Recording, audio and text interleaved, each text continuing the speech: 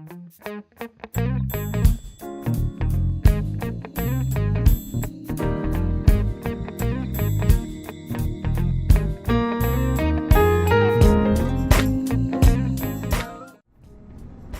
afternoon, everybody. Welcome to another episode of That Real Estate Show. My name is Patrick Purifoy. I am your host, broker and owner of Blessed Properties and BP School of Real Estate right here in Killeen, Texas. First of all, I want to thank my radio station, KRGN 98.5 Praise FM, for allowing me this platform to bring relevant real estate information to you, the consumer, so that you will know what to do when it's your time to transact your real estate. So before we get into it, today we're going to be talking about short sales versus foreclosures.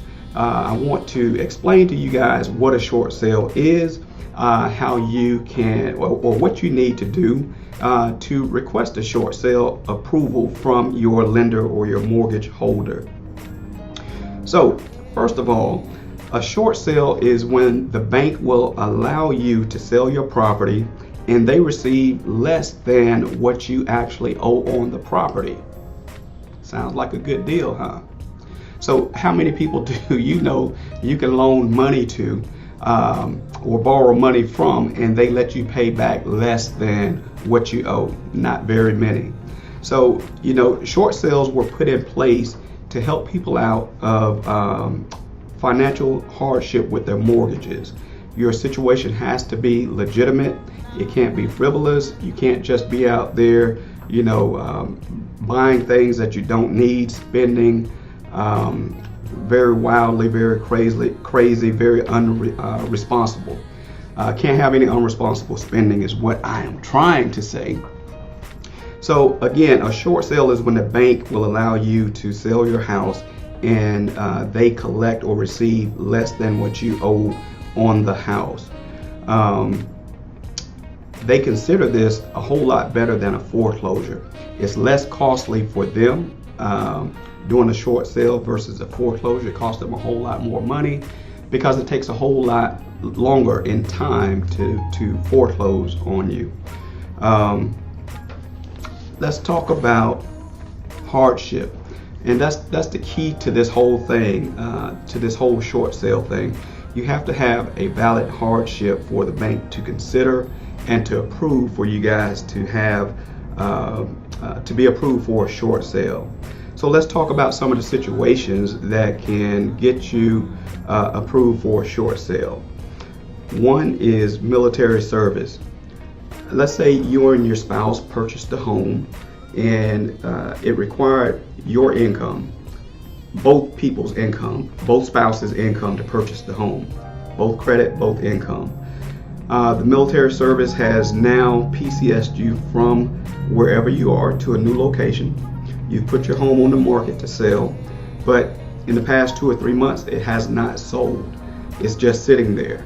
And that's causing a financial hardship on you because now you're paying mortgage on a vacant property and you are paying rent or mortgage where you are right now. So that could be a hardship. The bank will consider that. 9 times out of 10, they will allow that. If you have a business and your business has failed and that was your source of income, that's a legitimate hardship. The death of a spouse, that's a legitimate hardship. Divorce, chronic health issues that do not allow you to work consistently, that could be a valid hardship, and the banks will look at that. Each one has their own criteria about each different situations or scenarios that I just mentioned, but those are the things that they consider valid and we'll take a look at when considering to approve your short sale or not. Some other eligibility requirements. You must have expenses that exceed your income.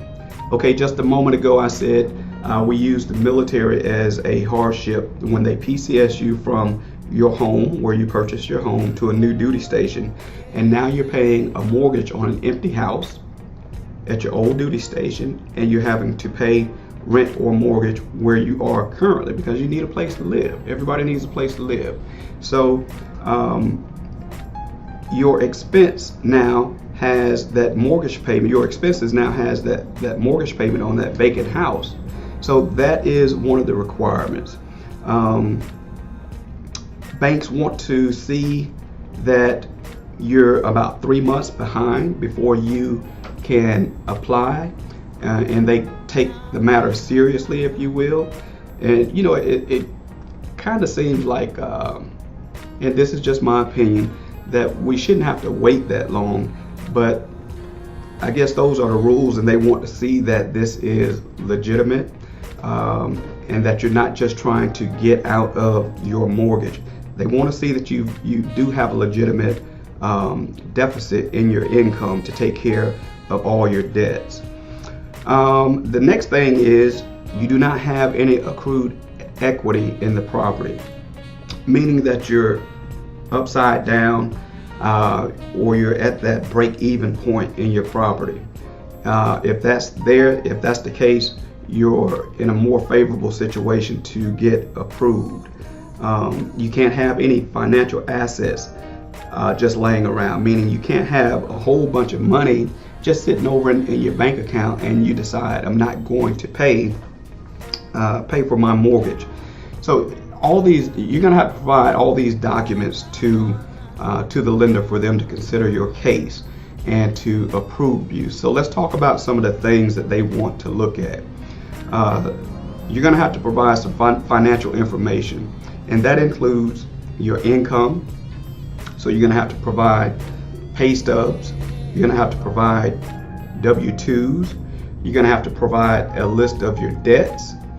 You're going to have to provide tax returns.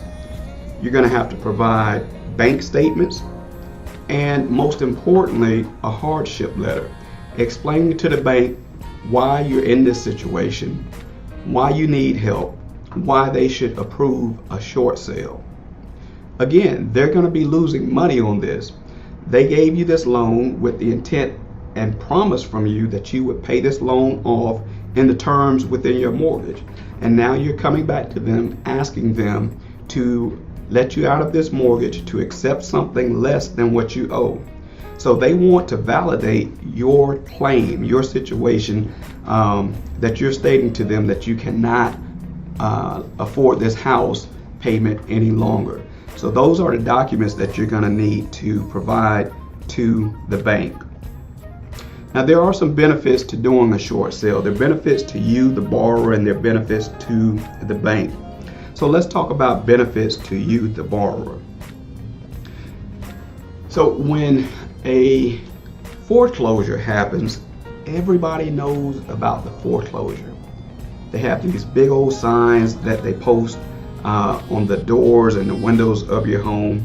A lot of times the grass is not cut, and it's high, and your neighbors, they all know that something is going on, something is not right with this property, and they can kind of get in your business that way. But with a short sale, it's a little bit more private transaction that's between you and the bank, because now, without all the foreclosure notices going to the house,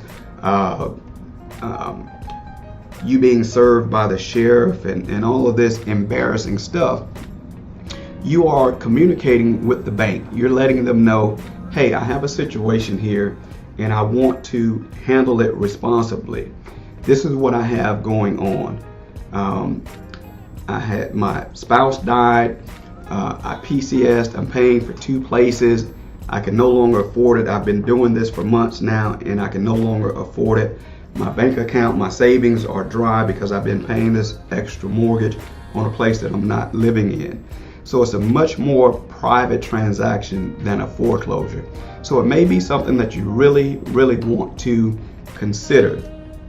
And you definitely want to ask your real estate professional if they are trained, if they are certified in the short sale process, if they know how to handle that transaction. Now let me tell you, a short sale transaction is really, really tedious. It's very time consuming, and it takes a lot of patience.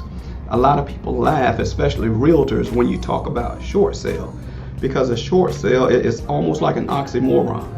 A short sale takes a long time compared to a standard sale where you have equity and you can pay the mortgage until the house sells. It takes a long time. It takes a long time for the buyer that comes along and wants to buy your house that you have an approved short sale for. They need to understand that this is a short sale, and they need to not necessarily need to move in right away.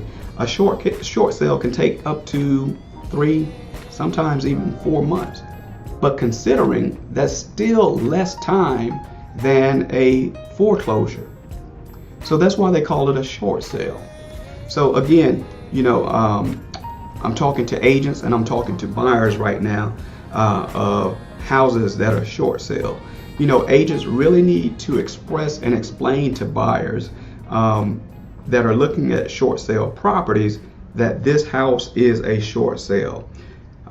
Short sale does not mean short in this situation. It will take longer. A typical closing on a regular transaction can take anywhere from 30 to 45 days, maybe even 60. It just depends on what's written in the contract and how that's drawn up.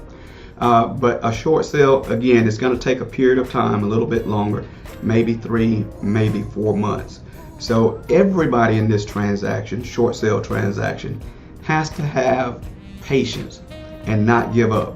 It can be frustrating, and agents that have never done a short sale before, the lender will ask you, more than likely, I've done a few, lenders will ask you for the same documentation from you and from your client over and over and over again.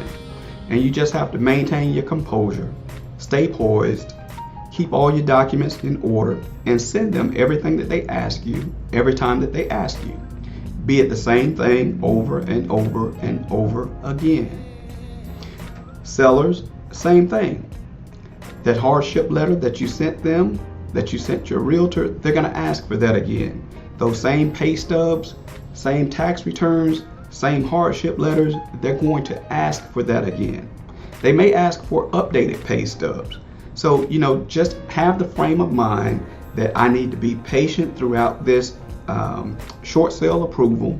I need to keep all my documents somewhere handy, somewhere close that I can get to them at all times. Probably keep them on a thumb drive and keep that thumb drive with you. Sellers, keep everything that you have for your short sale on a thumb drive because time is always of the essence.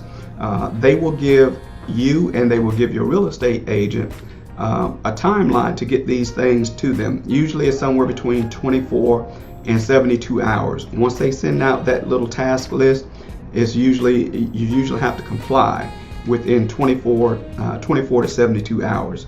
So keep everything close. Keep it on a thumb drive. Keep it saved on a folder on your phone, your laptop, your tablet. So when they ask for it, you can access it very quickly, very easily, and get it right there to them. Now, another benefit of the short sale is that, yes, it affects your credit, it impacts your credit, but not like a foreclosure.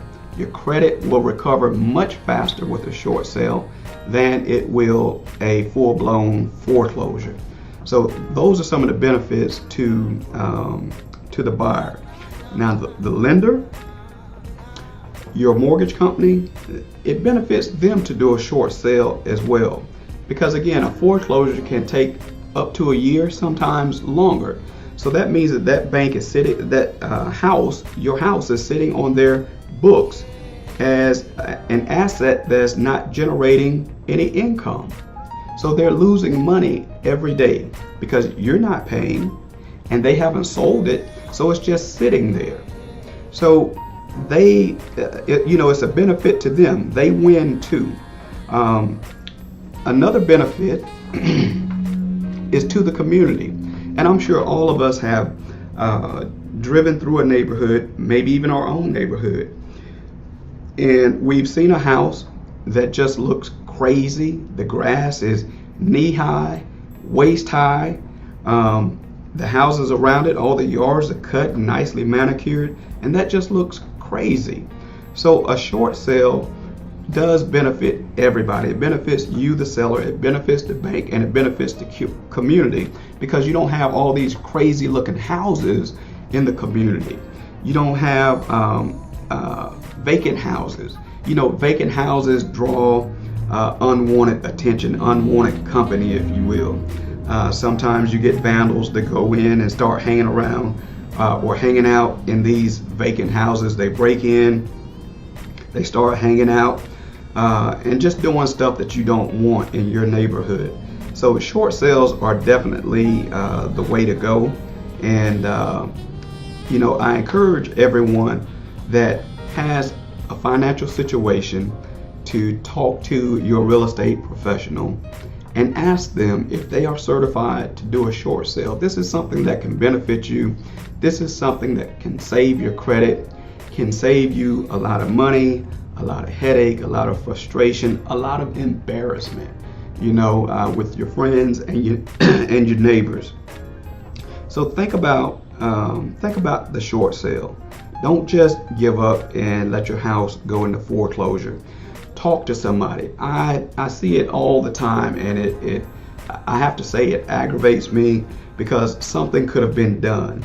I get a lot of people that come to me after the fact, after the foreclosure has taken place.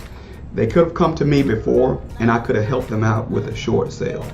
But most people are too prideful, and I don't want you to be prideful. Most people are too prideful, and they're embarrassed to discuss their financial situation, delinquent financial situation concerning their home. Well, that's what real estate professionals are for. We are here to serve you. We are here to help you. We are here to know what you don't know and to help you with what we know that you don't know. Okay? So short sales are a way out. Don't allow your credit to be ruined with foreclosure when there was an option, when there was help, when there was a way out. All you have to do is open this thing and speak to someone. Call me. I will help you. Your real estate agent that sold your house, call him, call her. They will help you. Okay? So don't ruin your credit over something that could have been avoided very easily had you just opened your mouth. All right, so submitting an offer. So when your agent gets an offer on your short sale, they're going to have to submit documentation. They're going to have to submit a signed contract by you and by the buyer. But understand this about the contract. Though you did sign the contract and the buyer signed the contract, that contract still has to be sent to your lender. They are the approving authority, if you will. They get the last say, because they have to run the numbers and see how much of a loss they are going to take. So, excuse me.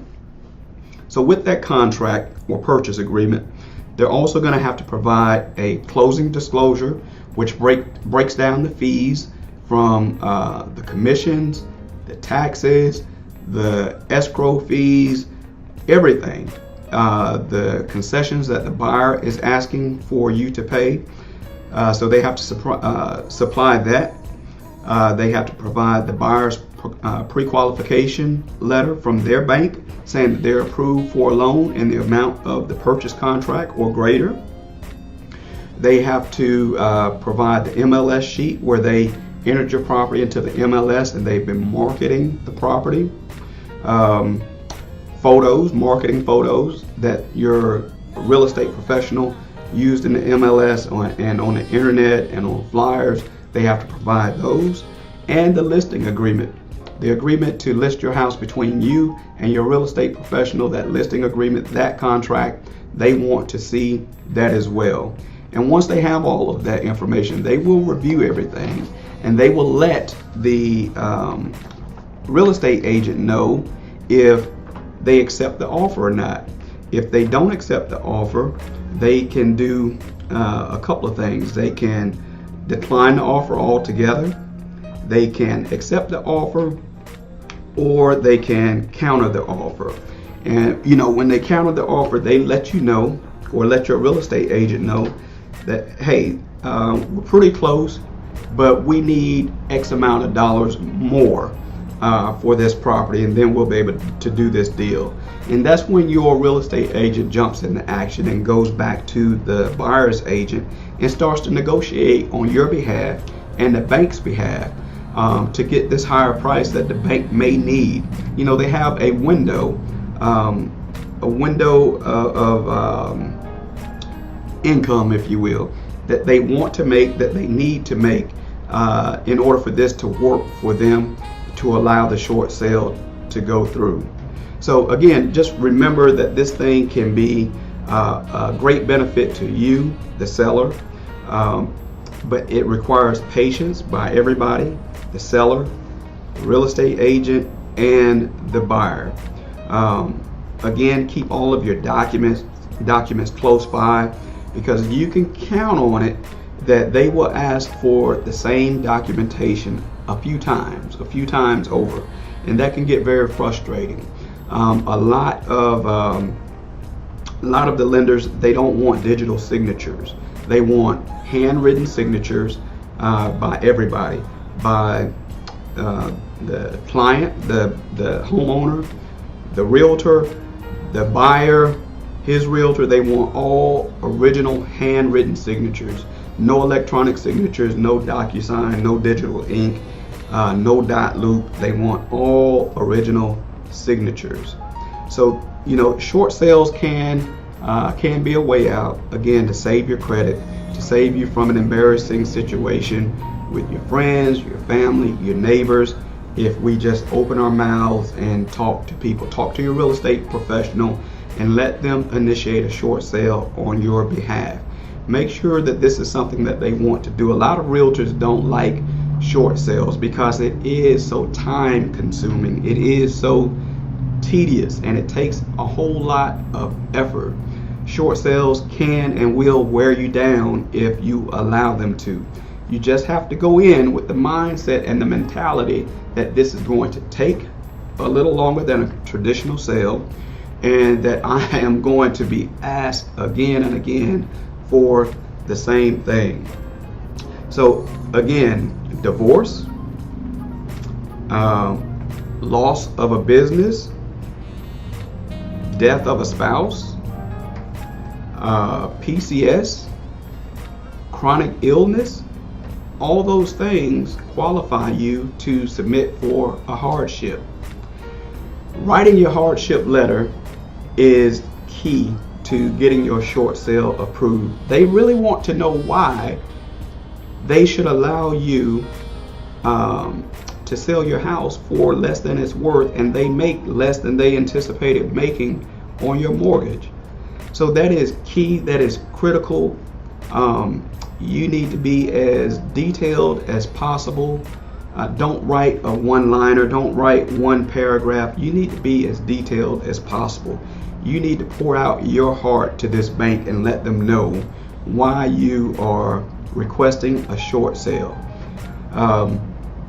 Just think about it. Put the shoe on the other foot. If you loan somebody $150,000 and they came back and said, can I just pay you $80,000? Can I just pay you $100,000? You want to know why, right? Of course you do. So, just think about that when you write your hardship letter. Nobody sees that except your realtor and your bank. And realtors, we are bound by confidentiality.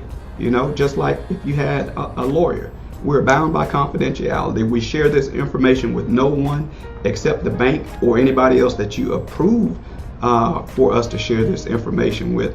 But that stays in-house. That's between those three entities, you, the bank, and your realtor.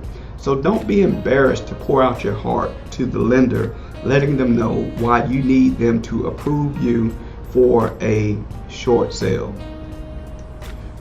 Again, your credit, it does take a hit. It is impacted, but it bounces back much, much faster than if you had a full-blown foreclosure. Now, let me tell you this. I have had situations, because we do property management here at Blessed Properties, as well as sell real estate and offer BP School of Real Estate, Blessed Property School of Real Estate. We do property management as well. And we have had some situations where tenants have been living in properties owned by someone else. They're paying their rent on time every month, and they get a notice that they're being evicted. They're being evicted, and they don't know why. We called the owner. Well, let me back up. They're paying their rent every month on time. We're sending the money to the owner every month on time, and they get a knock at the door from the sheriff saying they're being evicted and they have to be out within 30 days. That is, I don't even have the words for that. Despicable. That is despicable. Because again, you could have opened your mouth, you could have called me and said, hey, Patrick, we're having problems with our mortgage. We need some help. Because what you've just done is caused the family to be displaced, if you will. Because now they have to find somewhere to move to. When they weren't planning on moving, had no idea that they needed to move. So don't do that. That's despicable. Don't do that. And I'm sorry, I use that word, but that's the only word that came to mind to describe that situation. When your tenant is paying rent every month and you're receiving those funds every month, but they get evicted because you're not paying your mortgage, it is what it is. So don't do that. Open your mouth, pick up the phone, call me and explain, and let me help you out of that situation. Short sale is an avenue that you can take. All right, so enough on short sales for right now. I hope that that was some good information for you guys. I hope to hear the phone ringing and people with these situations that I've talked about are calling me to say, Patrick, I need your help. Or, hey, my realtor, I need your help. This is what's going on. Because you don't have to foreclose on your house. Most lenders will do a short sale. Just be ready. Just be patient. Get all your documentation ready. Get your hardship letter ready. And just be ready to ride out the process. All right? Do you need to sell the home you own? Are you new to the area and need to buy? Blessed Properties. Do you need a reliable property manager while you're away? Do you need a great place to rent? Blessed Properties. For every real estate and real property question in the Central Texas area, the answer is Blessed Properties. Visit our website at blessedproperty.com or give us a call at 254-833-9639. That's 254-833-9639. Blessed Properties. Our service is as ministry unto our community. All right, guys, so I appreciate you guys hanging out with me this Tuesday, these 30 minutes of your life. I really appreciate that. BP School of Real Estate. BP School of Real Estate is right here in Central Texas, right here in Killeen, offering CE, continuing education, to all our realtors right around the area right here. But hey, you don't have to be right around the area. You can be in Dallas. You can be in San Antonio. I've driven there. You can drive here. We have a course that fits your schedule and your need for your CE. Those of you that are looking to come into real estate, we offer the pre-qualifying courses, pre-licensing courses that are required for you to get your real estate license or take your exam to get your real estate license. Check out our website, bpsore.com. That is bpsore.com. BP School of Real Estate. Our phone number is 254-833-9639. We'll be happy to answer any questions that you have, and we look forward to seeing you guys in class real soon. God bless. Talk to you next time.